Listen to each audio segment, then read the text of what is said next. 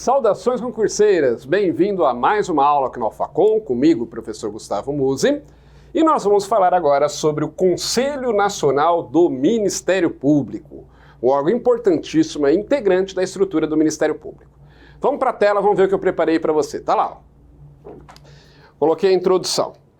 A Emenda Constitucional 45, conhecida como PEC da Reforma do Judiciário, também trouxe alterações significativas na organização do Ministério Público. Essa Emenda Constitucional 45 é bastante conhecida aí de quem estuda para concurso. Ela alterou aí bastante as normas constitucionais relativas ao Poder Judiciário, por isso que é chamada de PEC da Reforma do Judiciário, mas trouxe também alterações no que se refere ao Ministério Público, tá? Uma das principais foi a criação do Conselho Nacional do Ministério Público, o CNMP. Nos moldes, aí, de forma semelhante ao Conselho Nacional de Justiça, que nós temos lá no Poder Judiciário, com a introdução do artigo 130A do texto constitucional. Vejamos as disposições constitucionais sobre o CNMP. Mas antes disso, vamos lá. Vê então ó, que o CNMP, o Conselho Nacional do Ministério Público, ele está para o Ministério Público,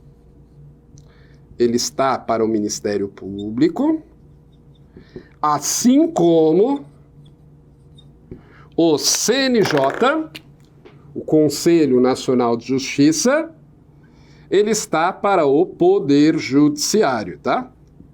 O que significa que, assim como acontece lá no Poder Judiciário, o Conselho Nacional do Ministério Público, ele é um órgão de controle interno do Ministério Público. Então a ideia aqui nós vamos ver é ter representantes do próprio Ministério Público, claro, do Poder Judiciário, da sociedade civil, nesse órgão que vai exercer um controle administrativo, principalmente. Tá? Um controle administrativo e financeiro sobre o Ministério Público. Então ele está mais ou menos com a mesma função que o CNJ, o Conselho Nacional de Justiça, tem lá dentro do Poder Judiciário. Vamos lá, continuando. Então vamos ver as principais disposições sobre o Conselho Nacional do Ministério Público. Artigo 130A. Sempre que, você já sabe, né? Sempre que tem essa letra A, depois do número do artigo, significa que ele foi acrescentado posteriormente, né? O A, B ou C. Então tá lá. O Conselho Nacional do Ministério Público compõe-se de 14 membros nomeados pelo Presidente da República, depois de aprovada a escolha pela maioria absoluta do Senado Federal, para um mandato de 2 anos, admitida uma recondução, sendo... Eu vou ler depois a gente destrincha isso daí. O Procurador-Geral da República, que o preside, 4 membros do Ministério Público da União, assegurada a representação de cada uma de suas carreiras, 3 membros do Ministério Público dos Estados, 2 juízes indicados, um pelo Supremo Tribunal Federal e outro pelo Superior Tribunal de Justiça, 2 advogados indicados pelo Conselho Federal da OAB e 2 cidadãos de notável saber jurídico, e reputação ilibada, indicados um pela Câmara e outro pelo Senado. Então vamos entender isso daí, vou colocar aqui que essa composição é importante você guardar, tá? Composição do Conselho Nacional do Ministério Público. Então, primeiro é importante observar que todo esse pessoal aqui, eles são indicados, nomeados pelo Presidente da República, depois de aprovados pela maioria absoluta do Senado, tá? Então, como acontece lá, por exemplo, com o ministro do STF, com o ministro do STJ, o presidente, no caso aqui não vai ser o presidente que vai indicar, né? Mas os órgãos competentes indicarão, o Senado vai aprovar e aí o presidente da República nomeia, ok? Então, nós temos 14 membros. Vou até colocar aqui, ó, 14 membros. 14 membros aprovados por maioria do Senado. Tem que ser aprovados pelo Senado. Quais são eles? Vamos lá. Primeiro, vamos guardar mais ou menos na ordem que a Constituição coloca, porque aí é mais fácil a gente guardar, porque segue uma certa lógica. Primeiro, nós temos representantes do próprio Ministério Público. Então, nós temos lá o Procurador-Geral da República, que vai ser o chefe, o presidente do CNMP, tá? Vai ser o presidente do Conselho Nacional do Ministério Público. que mais? Aí nós temos outros membros do poder do Ministério Público que também são indicados para o CNMP. Nós temos 4 membros do Ministério Público da União. E tem que ser um por carreira. O que significa? Significa que, lembra que o Ministério Público da União é dividido em 4 ramos? Nós temos o Ministério Público Federal, o Ministério Público do Trabalho, o Ministério Público Militar e o Ministério Público do Distrito Federal e Territórios. Então, cada um deles vai indicar um. Um procurador do Ministério Público Federal, outro procurador do Ministério Público do Trabalho, outro procurador do Ministério Público Militar e outro tem que ser um procurador do Ministério Público do Distrito Federal e Territórios, ok? Tá. Além desses 4 membros aí do Ministério Público da União, nós temos 3 membros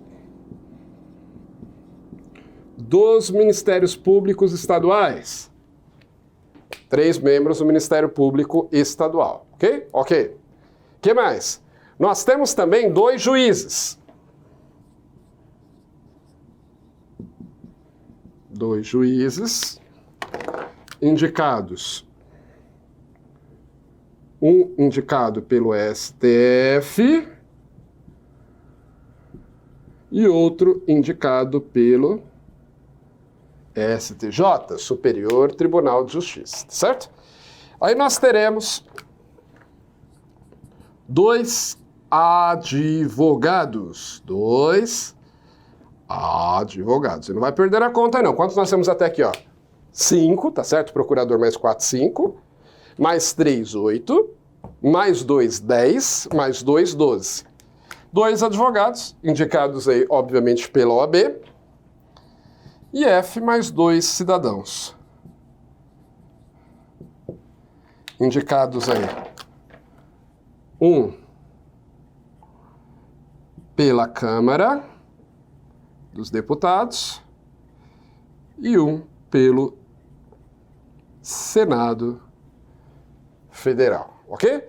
Então esse aí é o quadro da composição aí do Ministério Público, do Conselho Nacional do Ministério Público, ok? Continuando, vamos lá. No caso dos cidadãos, tá aí, não pode ser qualquer pessoa, tem que ser um cidadão de notável saber jurídico e reputação ilibada. Não é mesmos requisitos lá, por exemplo, para ser ministro do STF, ou seja, alguém que seja conhecedor aí, detentor de grande saber relacionado ao direito, de preferência, claro, um profissional da área, né? E que tenha reputação ilibada, ou seja, que não tenha nada contra si, que tenha uma reputação que não seja questionável. Tem aí uma idoneidade moral, né? Continuando, os membros do Conselho Oriundos do Ministério Público serão indicados pelos respectivos Ministérios Públicos na forma da lei. Então, cabe a cada Ministério Público indicar, certo? Parágrafo 2º. Compete ao Conselho Nacional do Ministério Público o controle da atuação administrativa e financeira do Ministério Público e do cumprimento dos deveres funcionais de seus membros cabendo. Então, antes de ver as atribuições específicas, é aquilo que eu falei para você, né? Assim como o Conselho Nacional de Justiça, ele exerce o controle administrativo e financeiro do Poder Judiciário, o Conselho Nacional do Ministério Público também vai exercer esse mesmo controle administrativo e financeiro, só que sobre o Ministério Público, sobre o próprio Ministério Público, tá? E aí, o parágrafo 2º vai trazer pra gente as atribuições específicas aí do Conselho Nacional de Justiça. Eu coloquei aqui as principais, ó, por exemplo. Aliás, aqui eu coloquei aqui, coloquei aqui as principais. Depois você dá uma olhadinha que no seu material tem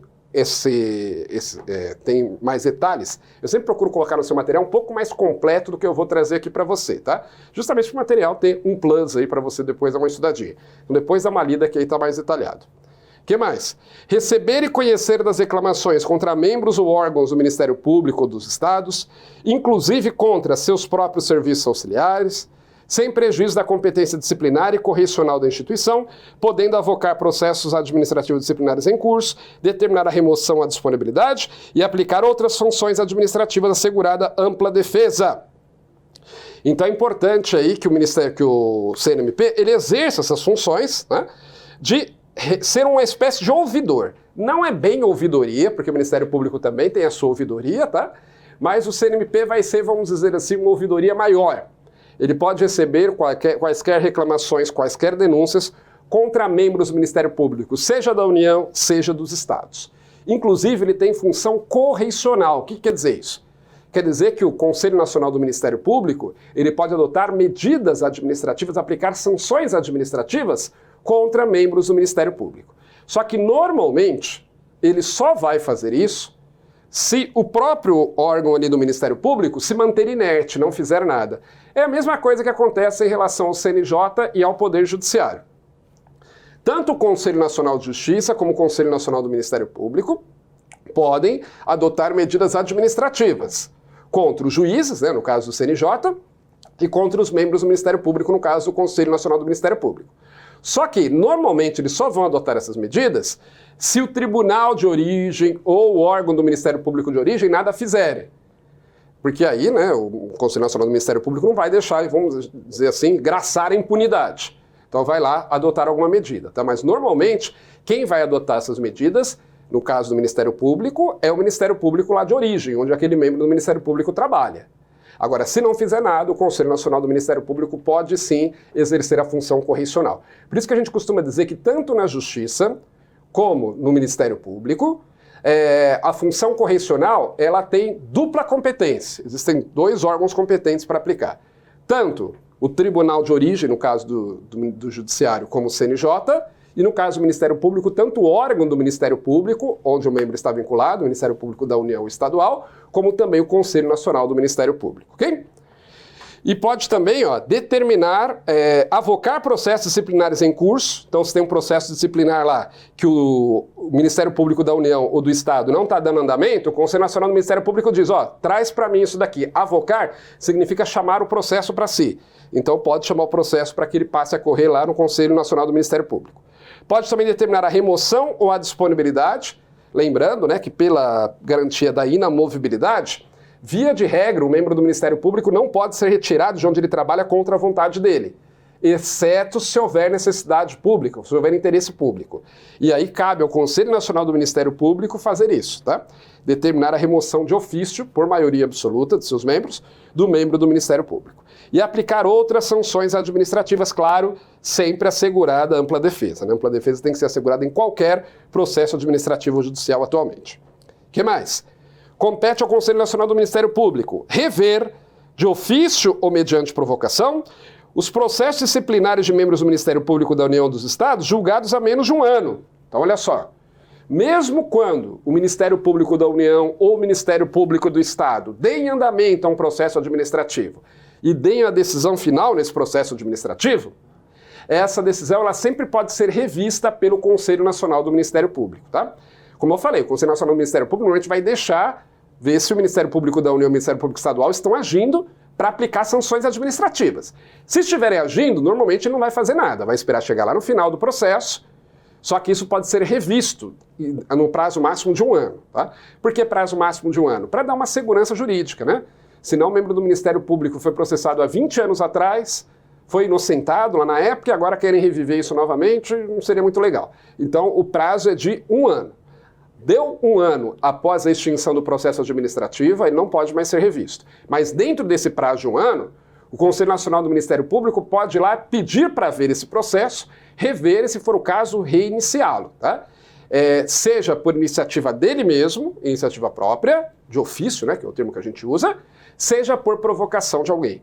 Por exemplo, o cidadão chega lá e diz, olha, aquele processo lá não deu em nada, mas tinha provas contra lá o membro do Ministério Público, foi por corporativismo que eles não deram andamento, então aí o Conselho Nacional do Ministério Público pode rever esse processo administrativo dentro sempre do prazo de um ano após a sua finalização.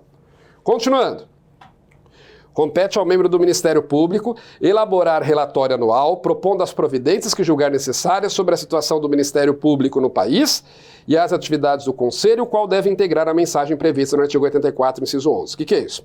Todo ano, o Conselho Nacional do Ministério Público deve elaborar um relatório anual, dizendo, né, qual a situação do Ministério Público e propondo as providências que julgar necessárias. para que o Ministério Público possa ser aperfeiçoado. E isso deve integrar a mensagem prevista no artigo 84, inciso 11 da Constituição. O que é essa mensagem prevista no artigo 84, inciso 11?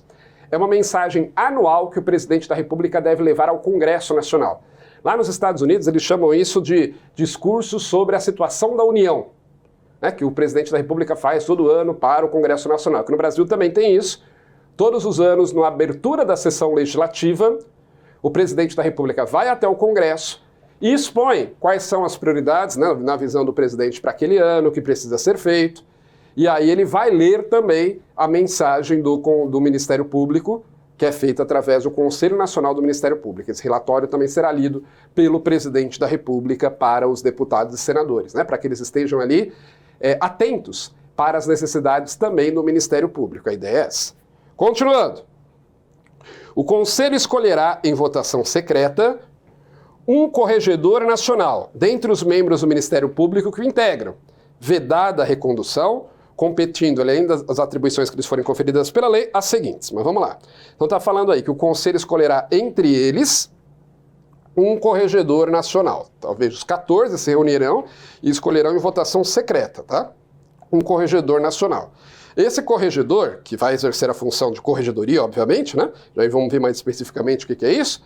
Ele não pode ser reconduzido, tá? Ele só vai poder ocupar um mandato. E além das atribuições que a lei estabelece, ele deve cumprir 3 funções, o Corregedor Nacional do Ministério Público. Primeiro, receber reclamações e denúncias de qualquer interessado relativas aos membros do Ministério Público e dos seus serviços auxiliares. É óbvio, né, quando fala aqui receber reclamações e denúncias, não significa que o Corregedor Nacional vai ficar sentado lá no atendimento ao público, tá certo? Lá na porta da repartição, chegando lá e protocolando os documentos que as pessoas apresentam, não é isso? Significa que toda reclamação ou denúncia que chegar no Conselho Nacional do Ministério Público é de responsabilidade do Corregedor Nacional. Vai ter lá alguém recebido, pode ser até um terceirizado, tá certo? Que vai receber essa denúncia, vai protocolizar, mas isso vai ser encaminhado ao Corregedor Nacional. Que é claro, que também pode delegar essas atribuições naqueles que vão auxiliá-lo, mas a responsabilidade é dele, é isso que a Constituição quer dizer.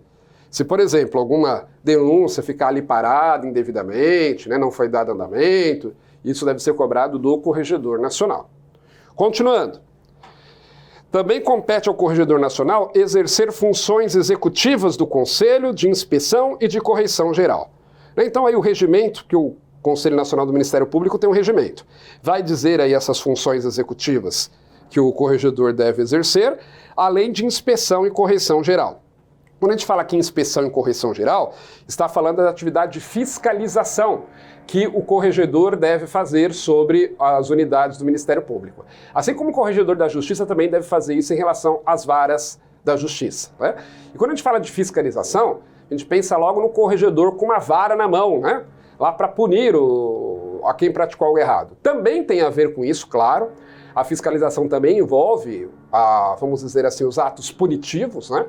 Aplicar ali penalidades para quem desrespeitou a lei, mas vai muito além disso, tá? A corregedoria, ela tem um papel importante de orientação. Ela tem um papel importantíssimo de orientar, no caso do Ministério Público, orientar aí a atuação dos órgãos do Ministério Público na melhor forma que eles devem agir, buscando uma uniformização nos procedimentos e também uma eficiência maior nas atividades do Ministério Público, tá? Então o corregedor não é só para descer o cacete, como se costuma dizer, né? Não é só para castigar, embora também esteja entre as funções dele, claro, abrir processos administrativos, mas ele tem a função importante, mais do que isso até, de orientar e fiscalizar a atuação dos demais membros do Ministério Público. Continuando. Também compete ao Corregedor Nacional do Ministério Público requisitar e designar membros do Ministério Público, delegando-lhes atribuições e requisitar servidores de órgãos do Ministério Público. Isso aqui é para garantir, né, que a Corregedoria Nacional do Ministério Público não vai deixar de funcionar adequadamente por falta de braços, por falta aí de pessoas. Então o Corregedor Nacional, sempre que necessário, ele pode requisitar e designar membros do Ministério Público para auxiliá-lo e também requisitar aí servidores. Lembrando que quando a gente fala de servidor do Ministério Público, é diferente de membro do Ministério Público. Membro do Ministério Público é promotor e procurador. Servidor é analista, técnico e outros que os auxiliam, ok? Parágrafo 4º, ó, tá terminando. O presidente do Conselho Federal da OAB oficiará junto ao Conselho. Importante isso daqui, ó. Isso daqui não quer dizer que o presidente da OAB fará parte do Conselho. Não, nós vimos que quem fará parte do Conselho são 2 advogados indicados pelo Conselho Federal da OAB, tá? Então tá aqui, ó, tá até aqui no quadro ainda, ó. Olha só. Então, 2 advogados que nós vimos que são indicados pelo Conselho Federal da OAB, ok? Mas está dizendo que, além desses 2 advogados que oficiarão lá, que não vai ter, com certeza, o presidente da OAB entre eles, porque o presidente da OAB tem muitas outras atribuições, não dá para ficar também participando do Conselho Nacional do Ministério Público. Mas, paralelo a esses 14, ele vai atuar junto ao Conselho, significa que ele vai fiscalizar aqui os atos do Conselho, para verificar se de fato eles estão atuando aí, se o Conselho está atuando da forma como deveria. É aquele papel importante que a OAB tem, né, que a Constituição reforça isso várias vezes, de fiscalizar o cumprimento das leis, né? Não é só o Ministério Público que tem esse munus, não, que tem essa incumbência. Os próprios advogados também têm, através, especialmente aí da OAB, tá? Então o presidente da OAB ele vai trabalhar junto. Só para fechar isso aqui, né? Ficou bonito aqui o quadro, ó. Só para a gente fechar, são 14 membros, e conforme nós vimos, nomeados pelo presidente da República, indicados não, nomeados pelo presidente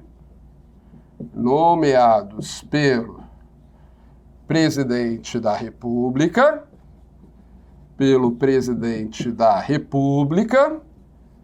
após a aprovação do Senado.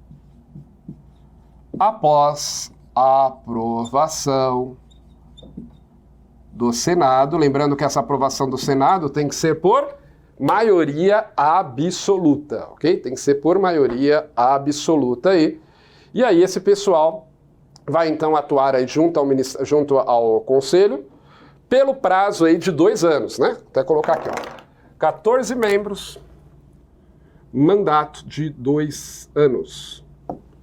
Ok? Aí o nosso quadro aí está completo. Para finalizar, vamos ver lá o que diz o parágrafo 5º do artigo aí, que é o artigo que nós estamos, o artigo 130A, que diz o seguinte, ó. Leis da União e dos Estados criarão ouvidorias do Ministério Público, competentes para receber reclamações e denúncias de qualquer interessado contra membros ou órgãos do Ministério Público, inclusive contra seus serviços auxiliares, representando diretamente ao Conselho Nacional do Ministério Público. Lembra que eu falei para você, né, que é diferente a ouvidoria da corregedoria, tá? A ouvidoria, vamos dizer assim, ela tem o objetivo de estar mais junto ao público em geral. Aliás, de onde vem a palavra ouvidor? Ouvidoria vem de ouvidor e ouvidor vem do quê? Justamente de ouvir. A ideia do ouvidor é que ele seja aquela pessoa que ouça o público em geral, né, e não só denúncias. Ouça também, receba ali sugestões, receba elogios, né? A ouvidoria, ela está ali para ouvir as pessoas em geral, a ideia é essa. E se for o caso, a ouvidoria encaminhará isso para a corregedoria ou até mesmo para o Conselho Nacional do Ministério Público, tá? Então o que acontece? A Constituição obriga, veja que ela obriga, os estados e a União a criarem ouvidorias. Ó, leis da União e dos estados criarão, não é podem criar. Elas criarão ouvidorias do Ministério Público. Então, em cada estado eu devo ter a ouvidoria do Ministério Público Estadual e, no caso da União, tem que ter a ouvidoria do Ministério Público da União, que, como eu disse, serão competentes para receber reclamações e denúncias, não só para isso, né? Mas principalmente para isso. Receber reclamações e denúncias de qualquer interessado, qualquer cidadão aí, qualquer um que se sinta prejudicado ou que acha que possa contribuir, né, para a maior eficiência do Ministério Público, contra membros ou órgãos do Ministério Público, inclusive contra seus serviços auxiliares. Quando a gente fala de serviços auxiliares, o que a gente está falando aqui? Várias vezes, né, a Constituição ou a lei usam esses termos. Serviços auxiliares do Ministério Público. São os servidores em geral, tá certo? Os técnicos, analistas, auxiliares, aqueles que não sendo promotores nem procuradores, vão aí auxiliar o Ministério Público no desempenho das suas funções. e aí representando diretamente ao Conselho Nacional do Ministério Público, quando for o caso, ok? Então veja aqui, mais uma vez, a Constituição se preocupando em criar aí, vamos dizer aí, mecanismos de redundância no que se refere tanto ao recebimento de denúncias e reclamações, como também no que se refere ao processamento delas, né? Então, tanto a ouvidoria como o Conselho Nacional do Ministério Público podem receber denúncias contra vindas de cidadãos, ok? Tanto o Conselho Nacional do Ministério Público como as corregedorias de cada Ministério Público também podem abrir processos administrativos contra promotores, procuradores e contra servidores, ok? Então a ideia justamente é criar mais de uma instância competente para garantir que aquilo seja feito de forma adequada, para garantir realmente que aquilo seja feito, ok? Muito bem, então nesse bloco nós falamos aqui sobre o Conselho Nacional do Ministério Público, que como nós vimos, está previsto aí no artigo 130-A da Constituição Federal, que foi aí acrescido ao texto constitucional pela Emenda Constitucional 45, a chamada Reforma do Poder Judiciário. Vamos ficando por aqui então, bons estudos para você e até a próxima!